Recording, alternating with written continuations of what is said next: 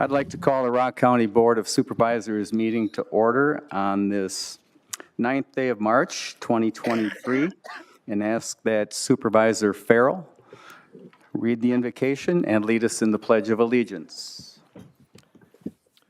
Good evening. One of my favorite presidents is President Abraham Lincoln. I really respect many of the things he said. I'm just going to read you a few quotes that he said that I think we should really think about. One, he said, "Sir, my concern is not, is not whether God is on our side. My greatest concern is to be on God's side, for God is always right." Another quote from Abraham Lincoln: "I am a firm believer in the people. If given the truth, they can be depended upon to meet any national crisis. The great point is to bring them the facts." It is another quote from Abraham Lincoln: "It is sin to be silent when it is your duty to protest." The last quote I will give you from Abraham Lincoln: "When you make it to the top, turn and reach down for the person behind you." We should all keep these words in our thinking, in my opinion. Thank you very much. I pledge allegiance to the flag of the United States of America and to the republic for which it stands, one nation, under God, indivisible, with liberty and justice for all.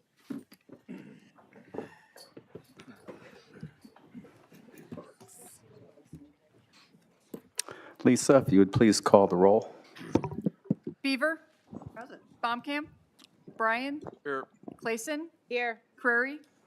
Cullen. Here. Farrell. Here. Fox. Herman. Knutson. Levy. Here. Mawiney. Here. Pier. Present. Pennycook. Here. Podzilny. Here. Rashkin. Here. Richard. Here. Schneider. Schulz. Here. Stevens. Here. Sutherland. Here. Sweeney. Here. Towns. Whitledge. Here. Wilson. Here. Winter. Woodman. Here. Zorro. Here. Boswick. Here. 24 present, 5 absent. We do have a quorum. Next item, please. Next item is consent agenda. 4A, adoption of agenda. 4B, approval of minutes from February 23rd, 2023. 4E, other. E1, authorizing double fill of court commissioner position. That is the end of the consent agenda. Are there any objections to items on the consent agenda? Supervisor Zorro? Thank you, Mr. Chair. 4E1.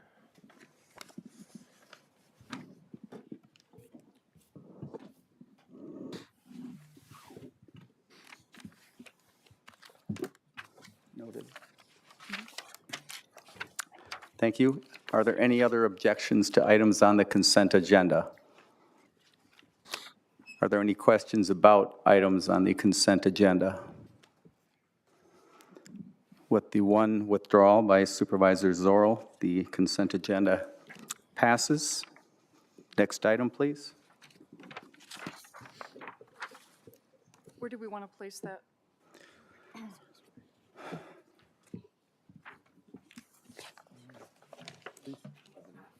(11F). So we're going to place 4E1 at 11F.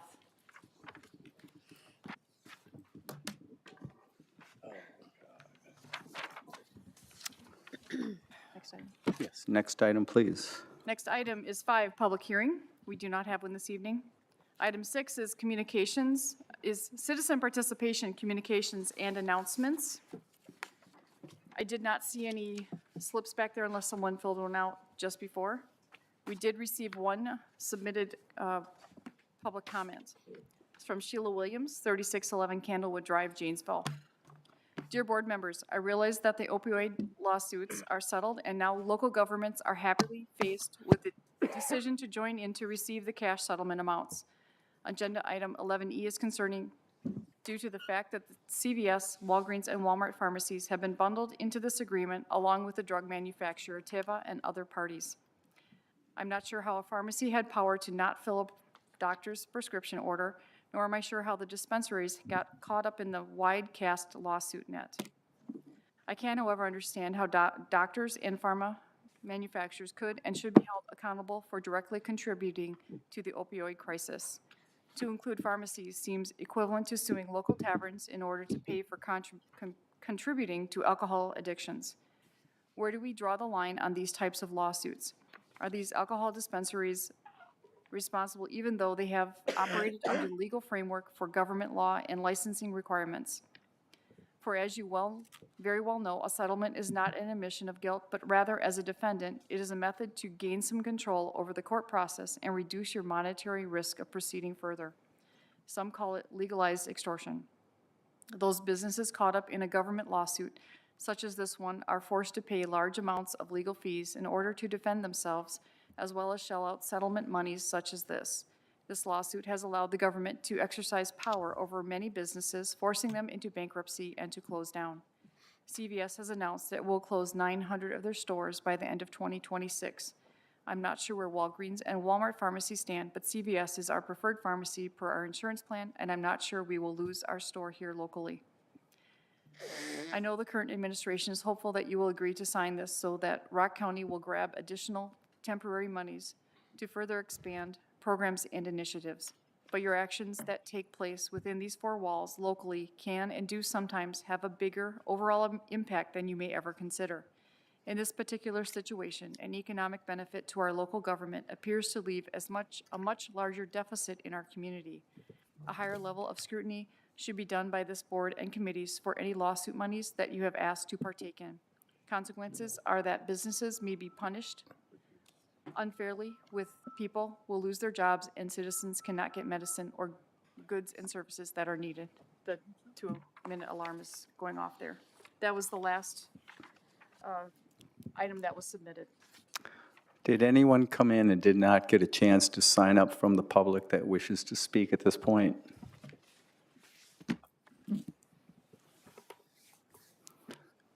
Come right up to the podium and state your name and address, please. Right up here.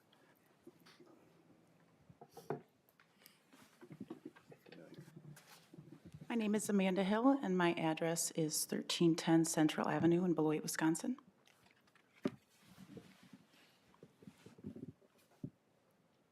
Did you want to speak? Nope, right here. Yes, sorry. Well, I just wanted to speak on I was looking on Facebook, and I came because about the Dane County thing that's going on right now and the workplace environment that's going on with Dane.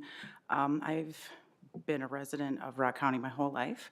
I've been a social worker in the county for over 20 years now, and I've never had a problem with this come up in my line of work, but it has recently. I can't use names due to HIPAA laws, but let's just say I had a client whose family had to wait over 11 months for a death certificate, and they lost their insurance because there are time limits on that. Something that the husband dutifully paid for years. They thought they were going to be okay, and they were homeless for a while. We had to help rehome. Now they have a judgment against them. She also has 3 children. Because she kept telling the landlord over and over about, the money that was supposed to come in from the insurance, but that didn't happen, which I don't necessarily blame Rock County. I know that Dane County does that, but I'm wondering, she's just one of many. I've heard of other things, and I'm worried about the environment in the workplace that she has created. I would just like to make my point that I don't feel that she should have that position. I don't know what to tell my clients because this is just one of the cases that I have on what to do about further options as far as legal proceedings.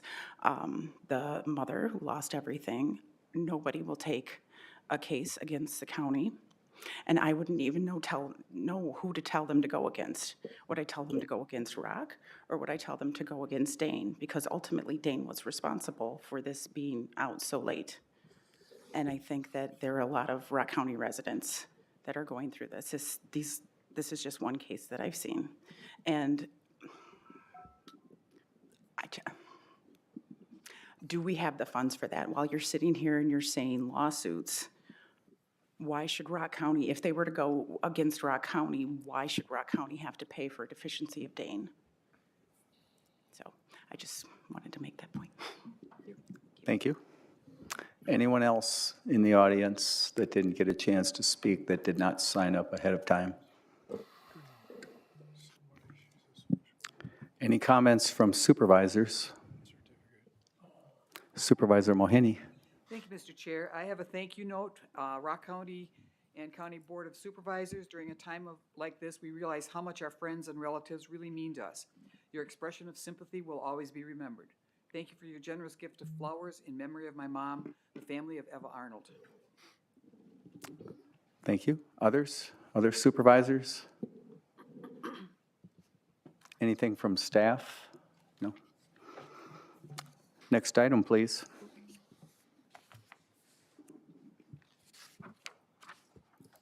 Next item is nominations, appointments, and confirmations. We have none this evening. Item 8, recognition of county employees or others. 8A, recognizing Timothy Good. Moved by Supervisor Richard, seconded by Supervisor Mohini. All in favor signify by saying aye. Aye. Opposed?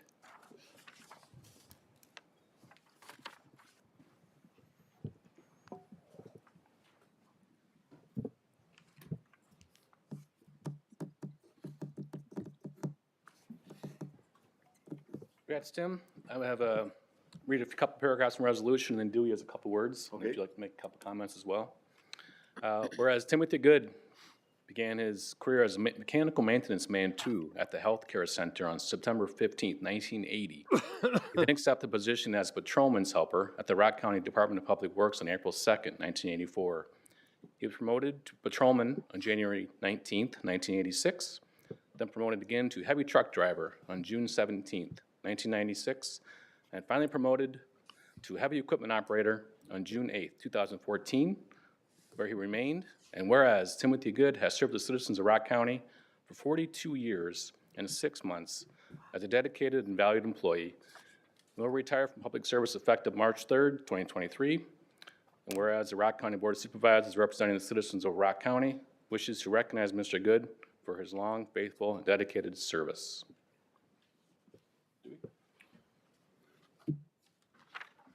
All right. I wanted to share a little bit about Tim, as is kind of the customary trend. Just the good things. Just the good, mostly good things. It took me a little bit. I've known Tim almost 9 years. He's been a very, it's been a pleasure to work with Tim. And so we don't typically do this very often at Public Works. Guys don't typically want to come down and do this. So I wanted to take it a little bit more seriously than maybe some other things that I do. But I had to actually write down my notes because there was so much coming to mind. And so I was trying to keep it organized and give you guys good context here. So Tim's been with the county for quite some time, over 4 decades. For a little context, I won't tell you how old I am, but I will tell you that I was learning how to walk and in diapers when Tim started. Okay? So it's been a little while. But over the past almost 9 years that I've had the opportunity to get to know Tim, he's shared with me many, many of his experiences. Some good, some not so good. But they were experiences that helped shape who he is, and his sharing of those experiences with me helped me understand who he is. In the resolution, it mentions that Tim is dedicated, valued, and provided faithful service. I can tell you personally that is all very much true.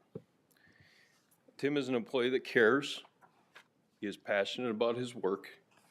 He's driven to do things the right way. And overall, he gets the big picture.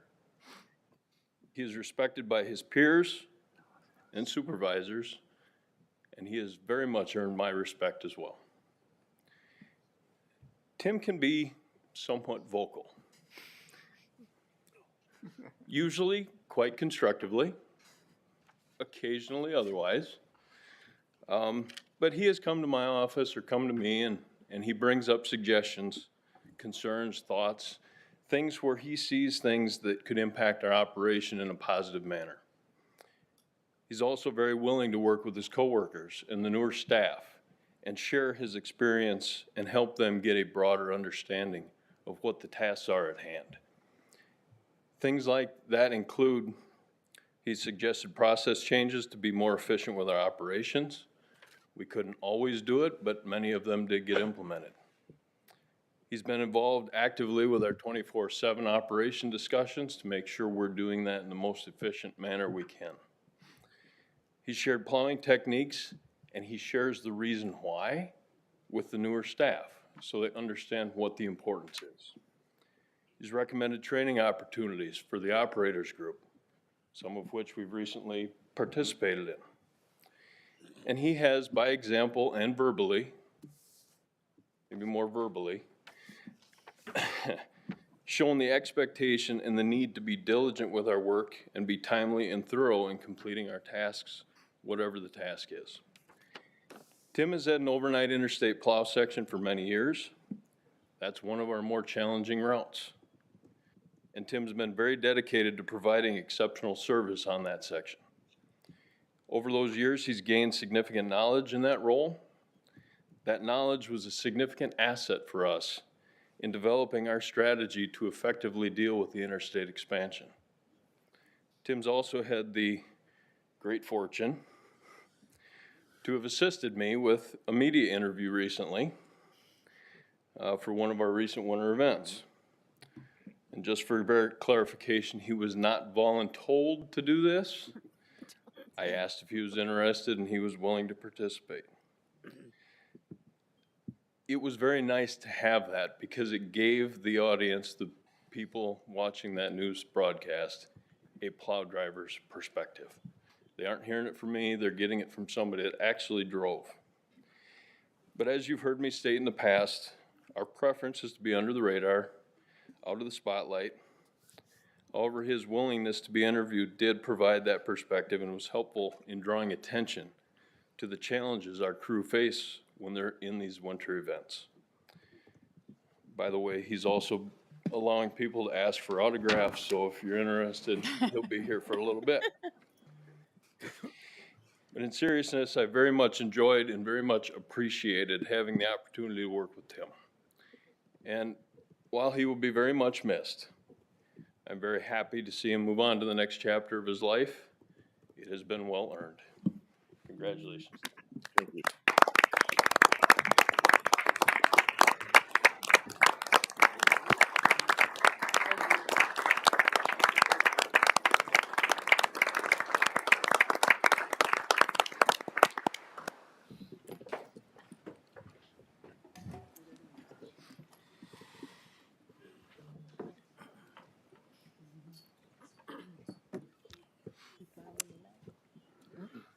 Next item, please. Item 9, introduction of new resolutions or ordinances by supervisors for referral to appropriate committee. Any supervisors who wish to introduce a new resolution, please bring it forward at this time.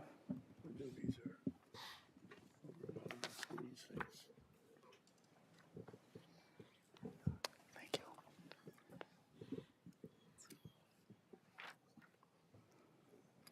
Are there any others at this point?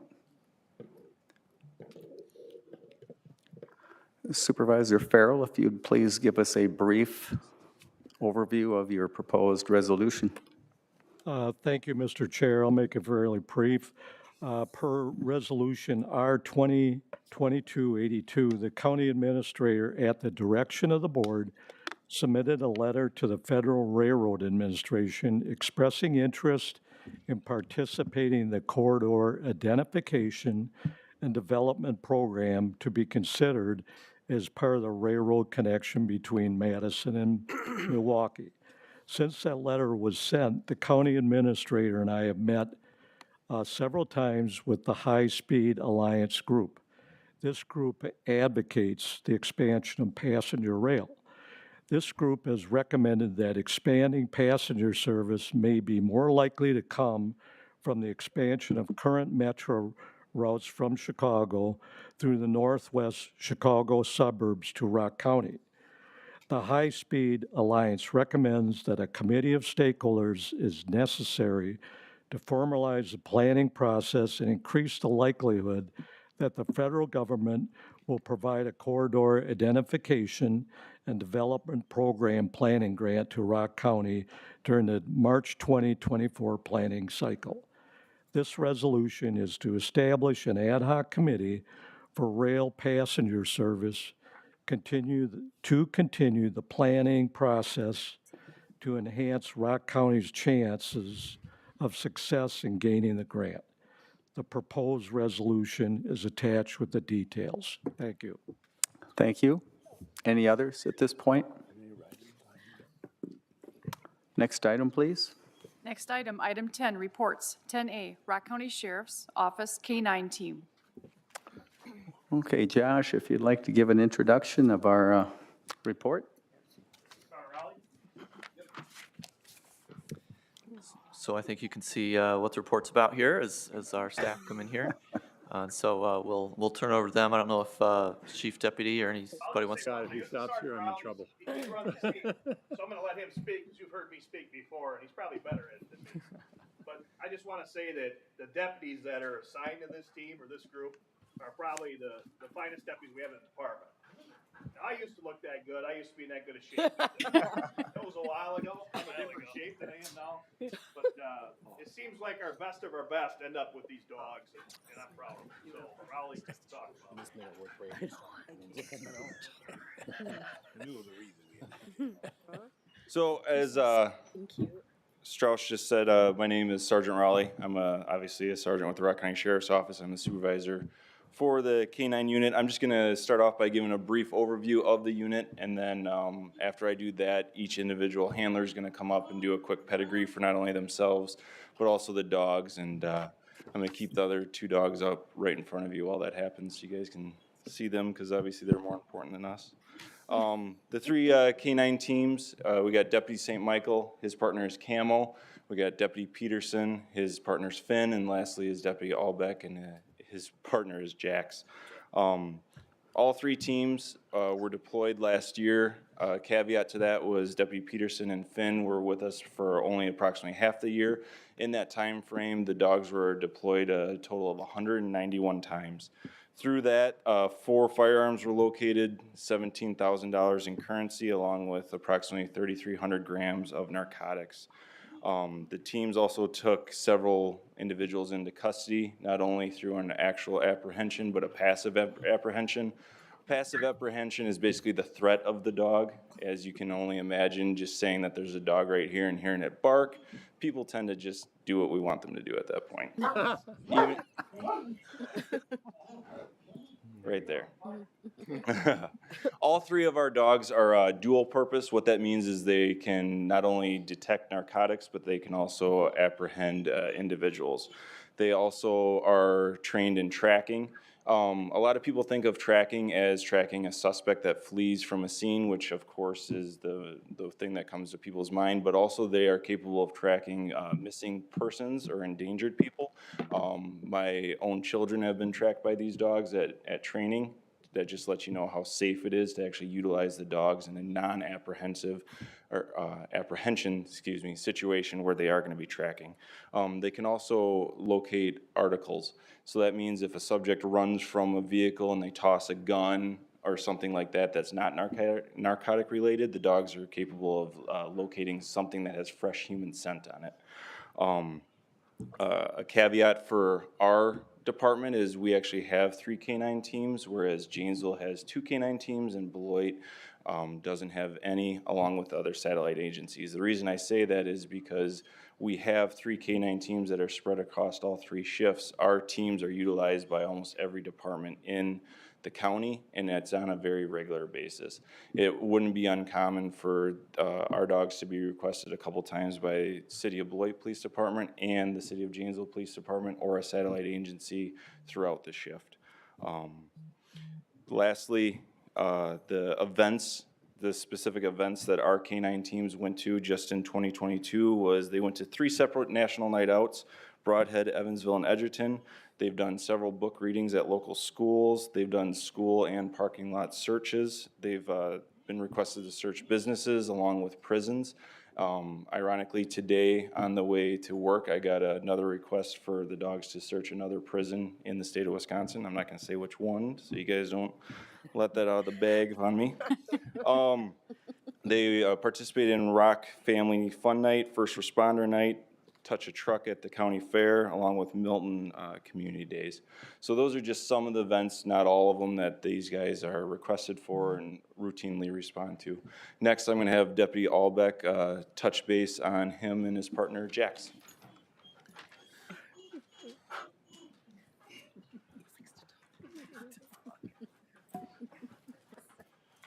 So when deciding the order of who was going to speak tonight, we decided to let the best-looking dog go first. So that'd be Canine Jax, and then his average-looking handler that just kind of holds the leash. My name is Eric. I do work with, obviously, the Rock County Sheriff's Office. I started back in 2017 as a correctional officer, spent a good 10 months in the Rock County Jail, and I was able to apply for a deputy and was able to get that spot and hired as a deputy in what's my math here? January 2018, and then has been deployed as a deputy sheriff. And then I've had Canine Jax here for the last, I know you can't really see him right now, but I've had Canine Jax for the last 2 years. This July, it'll be going on 3 years. Canine Jax is from Europe.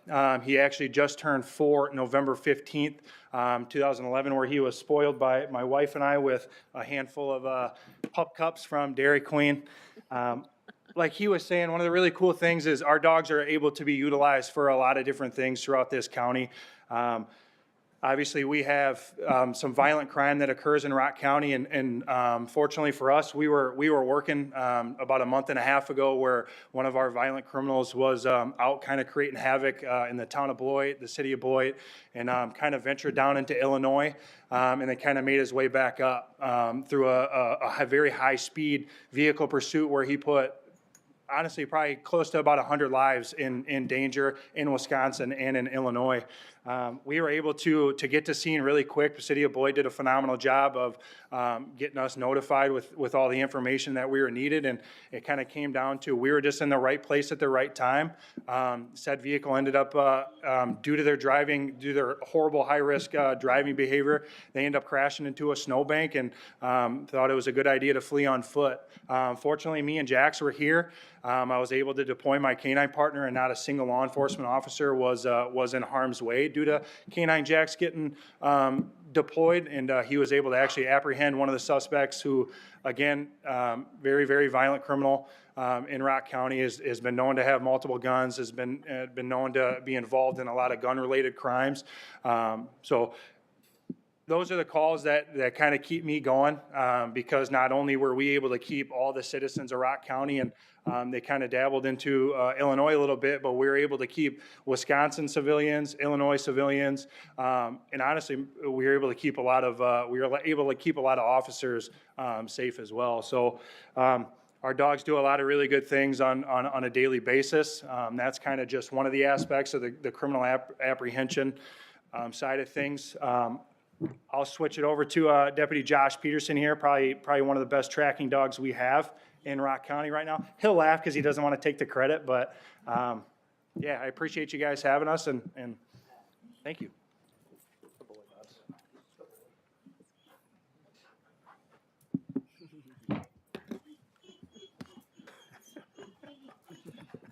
So, like Deputy Albeck said, and Sergeant Rowley, so my name is Deputy Peterson, and I have Canine Finn. We are the newest both handler team, and of us three, I am the newest deputy. I started in 2019, so just coming up to 4 years this summer now. I was able to train and start with Finn back in, we graduated from our course in April, and I deployed on the streets with him there. We've had quite a few good uses for him, and like Deputy Albeck said, we have had some successful tracks, and I'll kind of go into share one of those stories with you guys. I was down helping Town of Beloit, like we've spoken to. We were fortunate to help quite a few other agencies with each of these dogs, and I know they've expressed to us, the Sheriff's Office, and the handlers themselves, he wants some attention too, you know? That they've just expressed their gratitude that we're able to help them out in the ways that we can. And obviously, I enjoy doing so, especially when it comes to utilizing my partner here. But we got called. This was a county-specific call. We got called up to the Newville area. Someone had gotten in a fight with their significant other. Some bad things had happened, and they took off running. Our third shift patrol was able to set up a pretty good perimeter around this area, but them and other agencies kind of searched around the house, searched in the woods area and the immediate surrounding areas, and couldn't find the guy. So of course I come up there with my partner. We bring another person with me. We were able to find an article. They brought an article of clothing out to us. It was his sweatshirt that he'd been wearing that day, so it's just full of his odor. I put that on the ground, and I presented to him, and right away, off he goes. I'm just trusting him, and K9, the tracking part of it's quite a bit of a mind game because he can smell so many more things than we ever can, right? You know, fresh bread, apple pie, that sort of thing. Of course, I'm gonna go smell that. But what he's working off of, I have no clue. So I am completely trusting him. I am watching his behavior and how he works. And off he goes, and it's dark, it's windy. We're going through the woods and trying to, keep our lights off, and I'm getting smacked in the face. He's so low, he's just going right through the woods, no problem. But his behavior starts to change, and I can tell based off of that we're getting really close to the guy we're looking for. And we were actually, with his with using him obviously, and then a couple other deputies, we were able to take the guy who had fled after doing everything he did and actually take him into custody through that successful track. It was completely dark out and we didn't really have much to go off of. So having these dogs and be able to utilize them in that way, especially in that night, and that's not the only one we've done, but it was great to see him being used and him being able to help us because we didn't want to end up leaving the area and this guy's still out and about. So being able to use him was a great opportunity in that on that call and something we continue to do with the surrounding agencies as well. So with that, I'll hand it over to the most experienced of the three, and Deputy St. Michael. Sir, before you came here. So I moved around quite a bit. I spent time both in the military and with our federal partners. My family is originally from this area. My grandpa owned a barber shop in Milton, and my dad grew up from this area, and I just, I was looking for places. I knew I wanted to come back on a local level, and I knew I wanted to come back to Wisconsin, and I saw they were hiring at the time. I'm like, what are the chances? Well, I put in for it, and they said, hey, why not? So I'm quite happy to be here. I'm happy to be back. Actually live technically in the city of Janesville, but it's a Milton address, so close enough, so I'll keep my family happy that I'm back in there. He's kind of modest.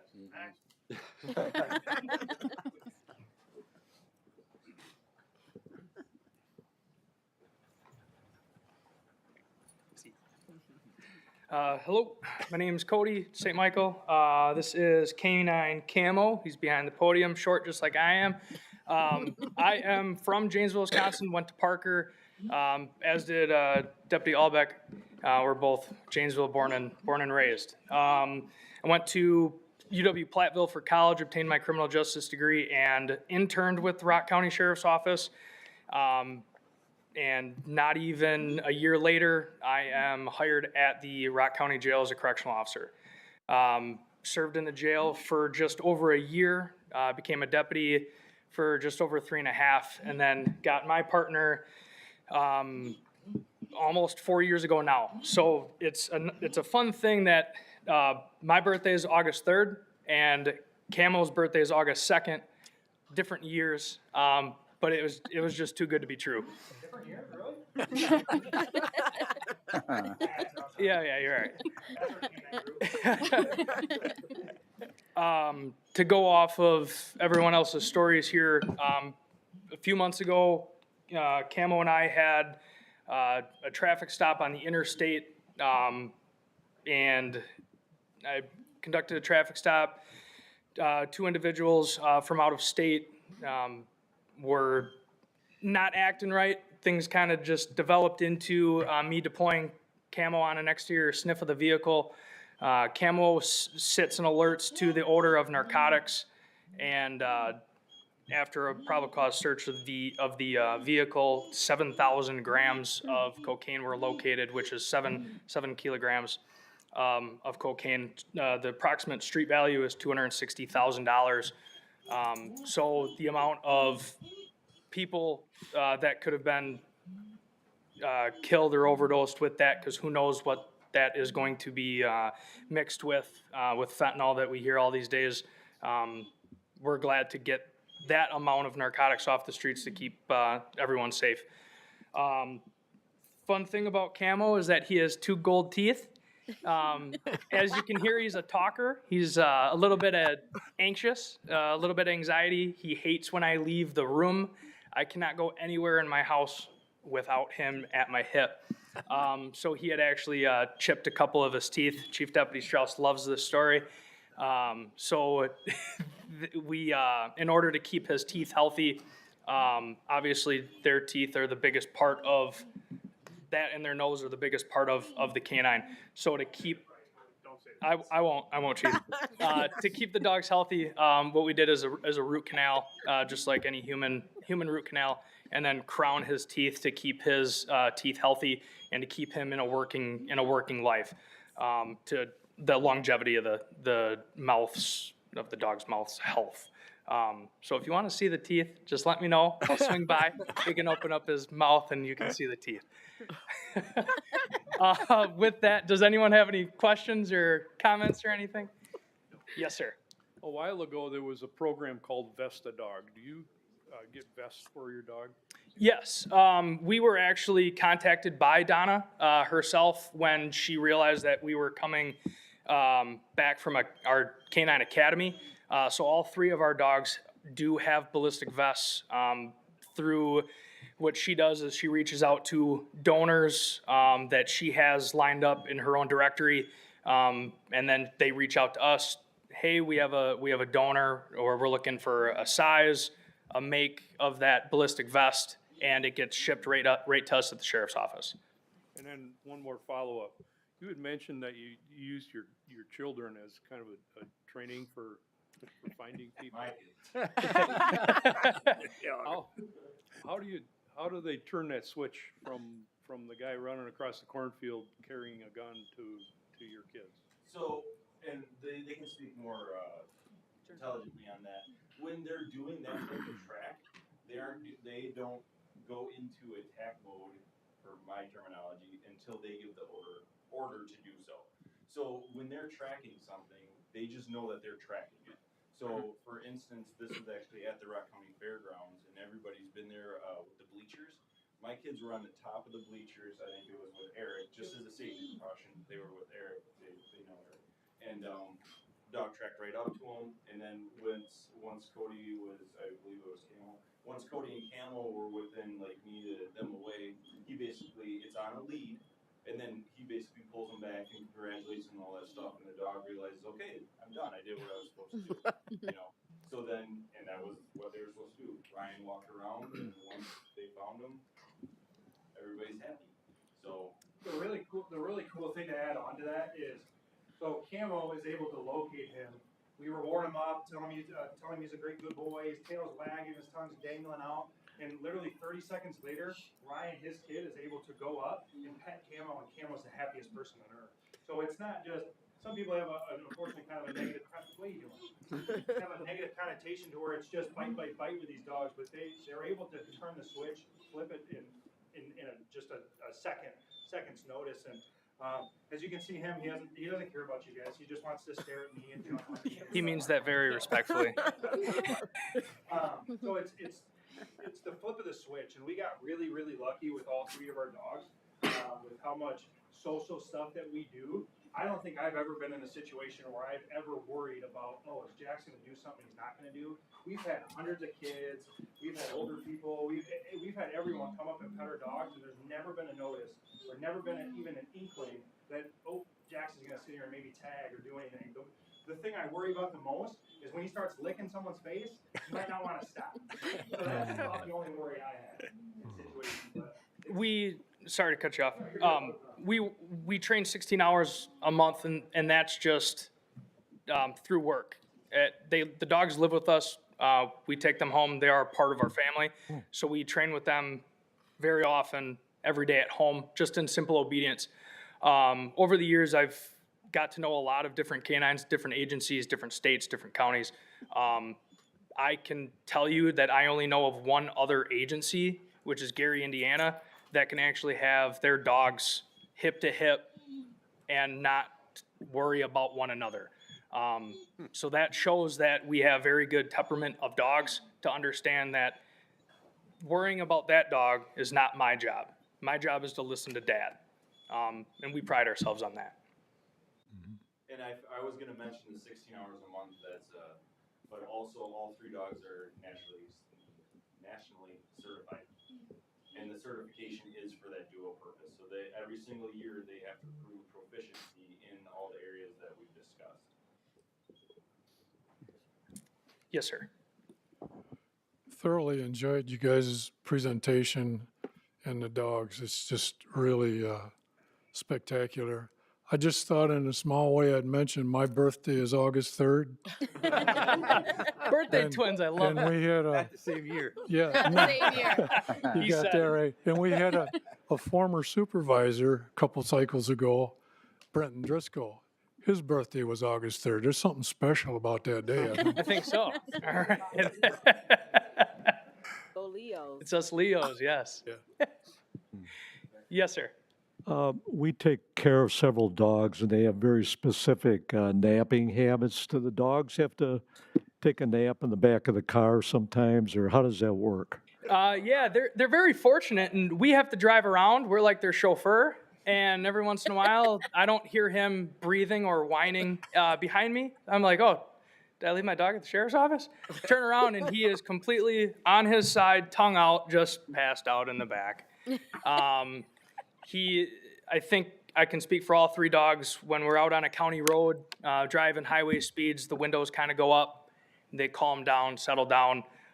When we come through the city, the stop signs, stop lights, there's a lot more noise. Windows go down to give them that fresh air. And that's when our dogs just start pacing and panting and getting excited. Yeah, Jax has 2 modes. He's either sleeping in the back of the squad or he's like this in my ear. Camo loves to watch where I'm driving. He will stick his head in between the seat where the seatbelt is on the passenger side and the passenger side headrest, and he'll just be right up on our barrier, staring. So hopefully he thinks I'm a good driver. So. It's a flip of the switch for them. You can go from, and each one of them passed out to super excited, let's go. Kind of like your dog's at home if they're napping wherever, and it's feeding time, boom, like that in a second, they're up and they're ready to go, right?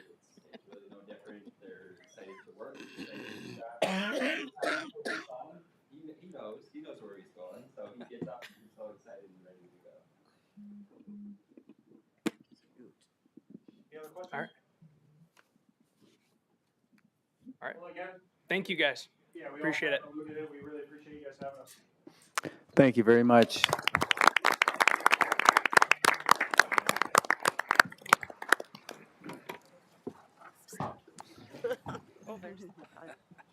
So we want to see the We gold want to see the teeth. gold teeth. Can't have him. Wouldn't you know, Connie's got Oh, yeah, yeah, yeah. Diamond There's a lot of teeth. donated money, so. They are so cool. So the commands are in German? Did I hear that right? Oh, yeah, I think so, yeah. German, yeah.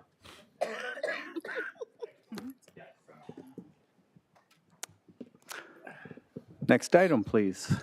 Next item, 11B, contracts. 11B1, awarding contract for the purchase of radio equipment and installation. Moved by Supervisor Bryan, seconded by Supervisor Wilson. Supervisor Bryan? I'd like to offer an amendment to it, and that the cost for this equipment and installation is $1,256 per room times 39 rooms. That comes to a total of $48,984.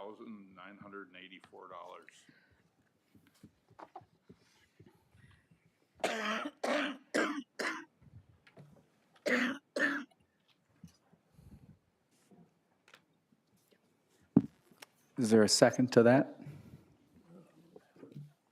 Supervisor Wilson? Okay, discussion?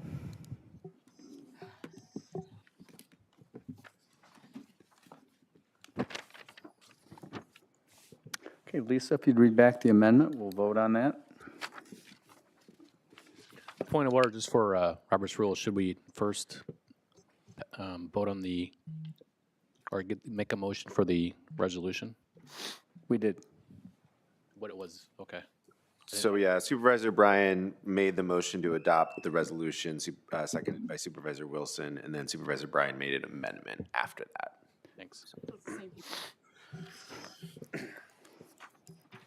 Any discussion on the amendment, comments or questions? Supervisor Knutson? Thank you, Mr. Chairman. Just a quick question, the rationale for the amendment?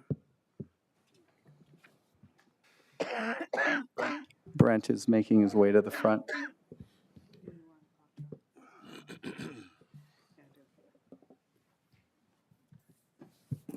Yes, so when we started out, when we needed to get the equipment ordered, we were considering 53 rooms that we were going to add remote radios and speakers. And we've been value engineering this project from start to finish every day, all the time, just to keep this project coming in and making sure that we can continue to make sure they can function the way they need to when they get in there, but at the same time, make sure that we reduce the cost the best we can and keep it in line. So the team is actually the sheriff's team that came back to me and said, hey, we figured out how we could reduce some of this cost. And it was actually the sheriff's team that reduced those number of remote radios and the speakers. So they reduced the number that had to have in there as well as the locations. Thank you. Yep. Others? Okay, we have a motion and a second on the amendment. Lisa, would you please read the amendment back for us? The amendment changes the installation per room to 1,256, the number of rooms from 53 to 39, and the total from 139,337 to 48,984. This is roll call. Please vote.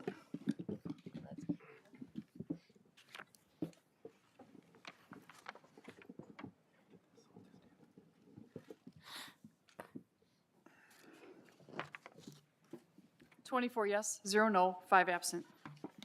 Thank you. Back to the original motion. Any discussion before we get to that? Lisa, please read that one more time.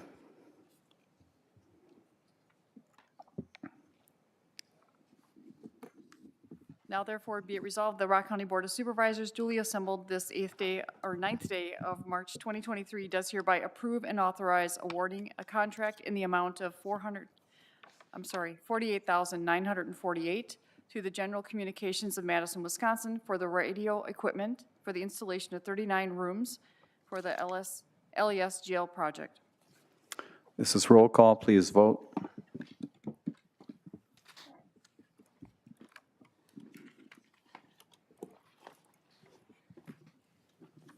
Yes, 24, no, 0, 5 absent.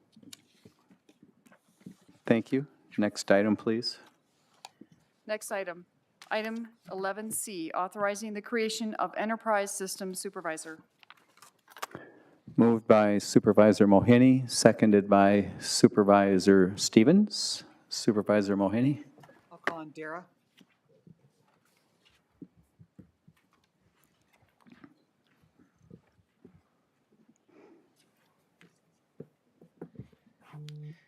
So last fall, we had our cloud coordinator person that was in that position, took another opportunity outside the county. So at that time, we reevaluated where we were at with that position and to make sure that we were filling the needs that we had in the department at the time.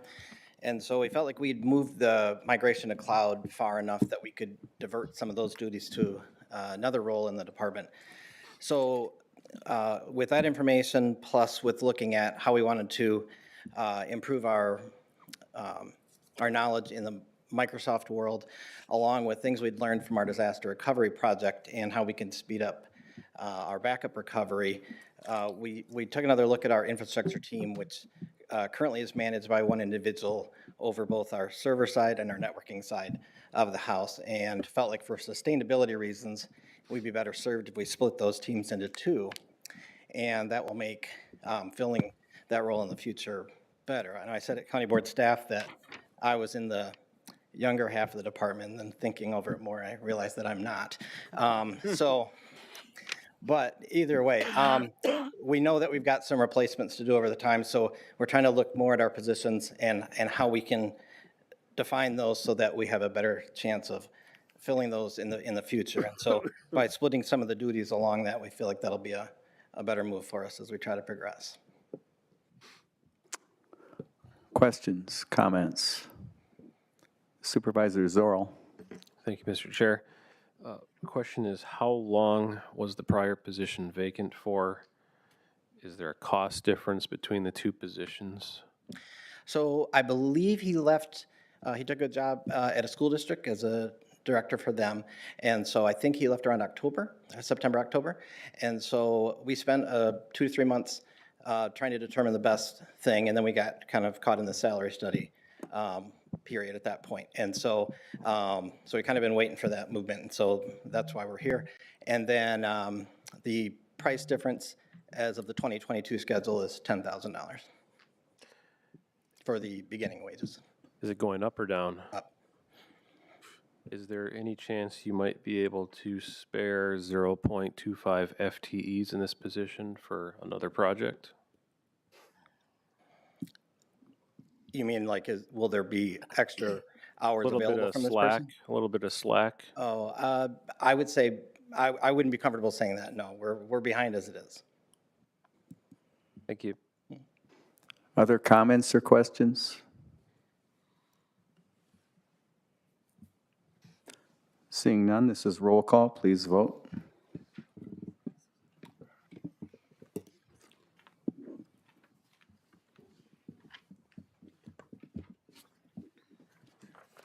Supervisor Pennycook?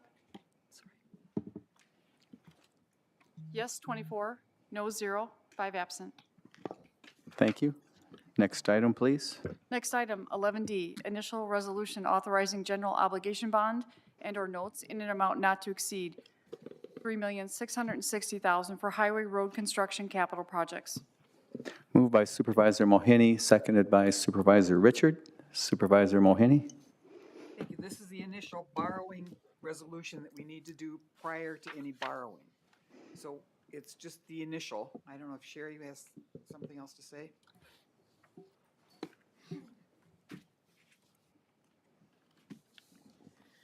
So this was the debt approved by the county board last fall for the 2023 budget for county highways N and X work. And you might notice that, I believe in the budget, I should have grabbed my, it's $3,659,000. And, but we would issue $3,660,000 because bonds are sold in $5,000 increments. But we generally sell them for a premium, which means we will get some money back because of the way it's structured. So we will not be paying more principal than the $3,659,000. Clear as mud, I am sure. Questions, comments?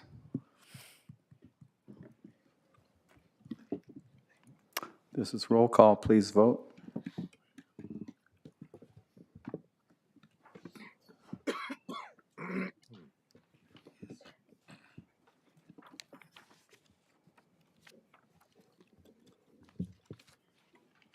Yes, 21, no, 3, 5 absent.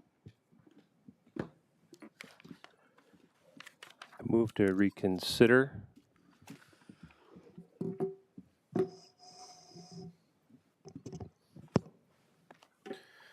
Can do, yeah, we can.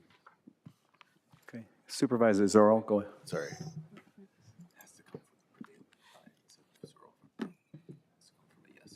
Okay, that has to be initiated by someone on the prevailing side.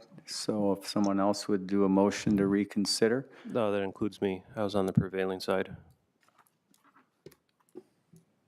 I have that you voted no. That prevailed.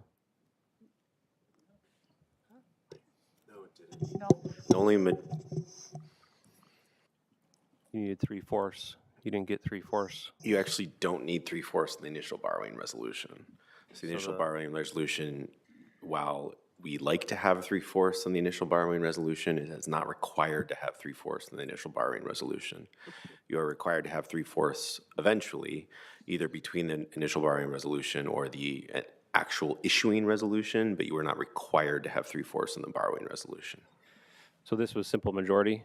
The majority to pass. We always say we like to have a margin of error. So if somebody on the prevailing side wants to make a motion to reconsider so that we can get 3/4 on this, it will provide an ironclad basis for the debt, but it will pass without 3/4.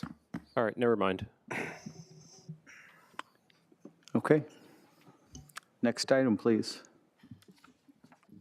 Next item, item E, authorizing Rock County to enter into settlement agreements with Teva Pharmaceuticals Industrials Limited, Allergan Financial LLC, Walgreen Company, Walmart, Inc., CVS Health Corporation, and CVS Pharmacy, Inc.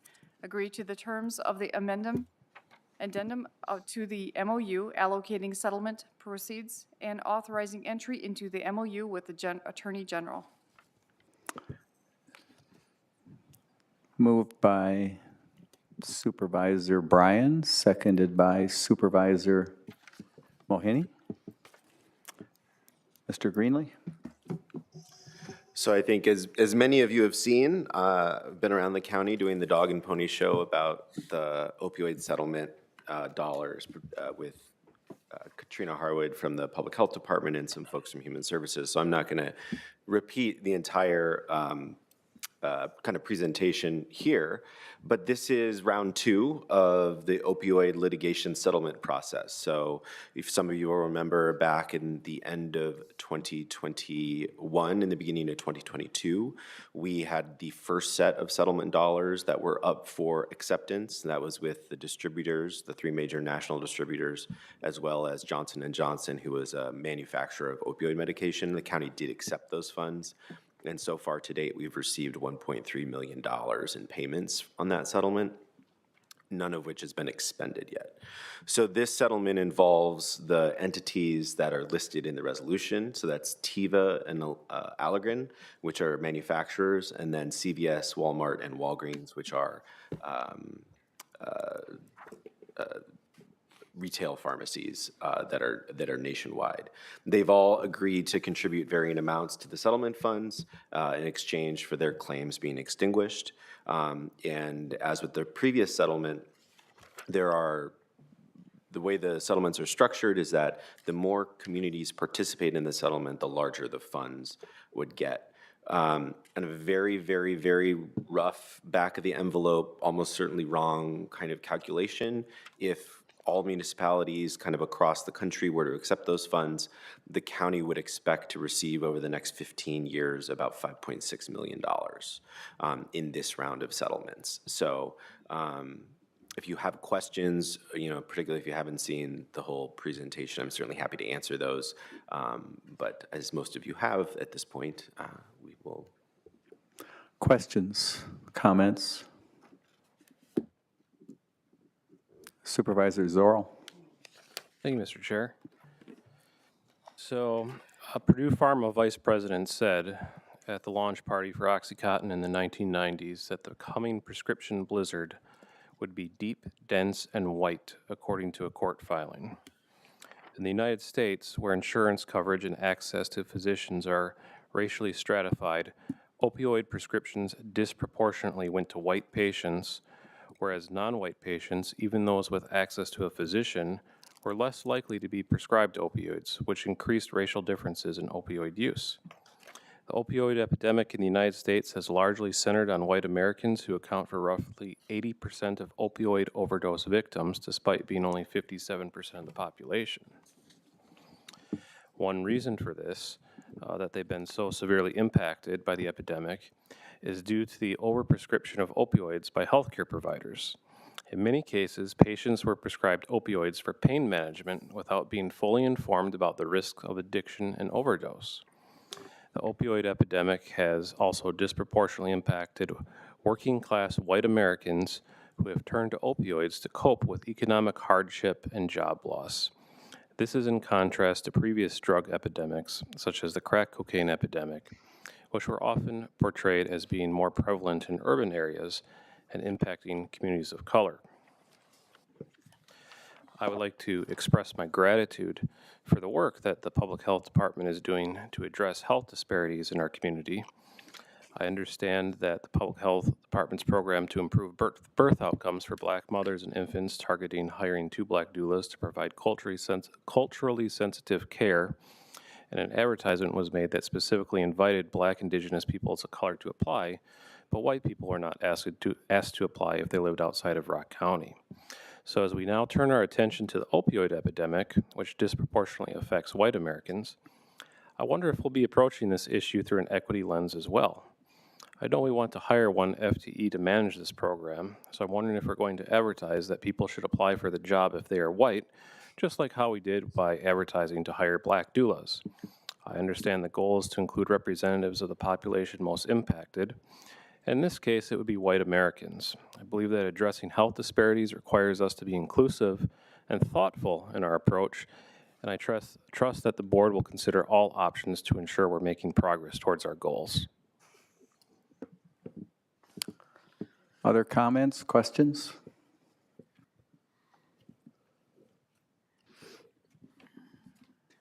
Seeing none, this is roll call. Please vote.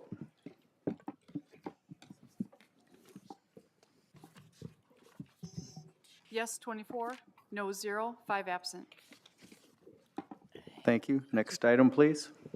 Next item is 4E1, authorizing double fill of court commissioner position. Moved by Supervisor Beaver, seconded by Supervisor Knutson. Supervisor Beaver?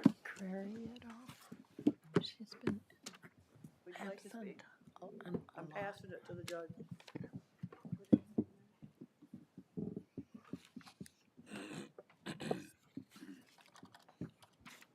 Good evening, everyone. I am Judge McCrory. I'm the presiding judge here in Rock County. After 37 years of service, Steve Meyer, who has been our court commissioner, is retiring. He is indispensable in the work that he does, filling both in criminal, juvenile, and small claims matters. Based upon his longevity here in the county, there's going to be about a 2-month lag time between when his last day in the courthouse will be and when he will officially be retiring. And we are asking to be able to double fill that position so that we can continue on with the operations of the courts and the work that he does. Each one of our commissioners has a schedule that basically is fairly full on a daily basis. And as I said, Commissioner Meyer handles criminal matters, both with criminal intake, traffic intake, preliminary hearings, and then we, not necessarily intake, but no, it is intake. I apologize for that. He also does all of our small claims hearings, including initial appearances, and then all of the hearings with the exception of evictions hearings, which judges need to hear. And then he also does juvenile intake and then traffic intake as well. So he's a busy guy, and we're looking to double fill that position for the time frame between when he's done actually working and then when he is set to actually officially retire. Our hope is within our budget that we have budgeted for overtime positions within the court system. This year, our hope is to utilize those funds to be able to pay for this so that it will be covered within the court's budget. So that is our hope at this point. Comments, questions? Supervisor Stevens. Thank you, Mr. Chair. Judge McCrory, you said that you did budget for overtime? We have overtime in our budget for staff people, and it was approved. And so my hope is that if we don't utilize all of the overtime, that will be able to cover the expenses between the two. You know, we never know. Our overtime is mostly when we have jury trials, and we had a lot of jury trials last year and people that were working longer hours. If the number of jury trials goes down, then we won't utilize as much of it. It's just one of those that we wanted to try to cover our bases to make sure that we had the money available. Okay, thank you. Yep. Supervisor Zorl? Thank you, Mr. Chair. My question is about the fiscal note on the resolution, where it says if the courts can't find savings in a budget line, a transfer from the contingency fund will be needed. In the event that that happens, would that be closer to the end of the year? And if that does happen, would a budget modification vote of 2/3 be needed to do that? Yeah, my pay grade. Yeah, so I would expect to be closer to the year when we know more, end of the year when we know more about, because jury trials affect the court's budgets greatly, not just overtime, but jury fees, meals, witnesses and such. And it would not require a 2/3 vote from the board. It's a transfer, so from one budget line to another, so it would just go to the finance committee. Can you explain the differences between budget modifications and transfers? So budget modifications are generally we are, adding to the budget because of a grant, a new program, that type of thing. A transfer is moving budget from one line to another budget line. In the past, didn't we need 2/3 to move ARPA money around for projects? So the contingency fund is a budget line specifically set up for cases like this when a little money is needed for this. So a transfer from the contingency fund, per our rules, is not considered a budget amendment needed for a resolution based on how I believe it's set up in the board rules, I believe is where it's It's codified. actually by state statute. So the ARPA dollars have sat off budget, and so in order to put them into the budget for available expenditure, you have to create a new line that generates a revenue line inside the budget. That requires a budget amendment. There's no new revenue line that's being created. The money is already in the budget. It's being just transferred from one line to another. So when we create new lines in the budget, we have to amend the budget to create new lines or add money or change the total scope of the budget. Here, the budget's not being changed in terms of its total scope or any new lines being created. We're just moving money from one line in the budget to another. Are there any restrictions on transfers? There are. I don't know what they are off the top of my head, but they're statutory. And in this case, it would just be a simple majority and it would only be in a committee. Correct. Okay, thank you. Other comments, questions?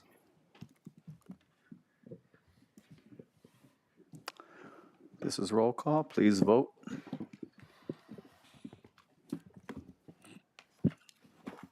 Yes, 24, no, 0, 5 absent. Thank you. Next item, please. Next item, item 12, adjournment. Moved by Supervisor Stevens, second by Supervisor Richard. All in favor signify by saying aye. Aye. Opposed? We are adjourned. Thank you, everybody. Please drive safely.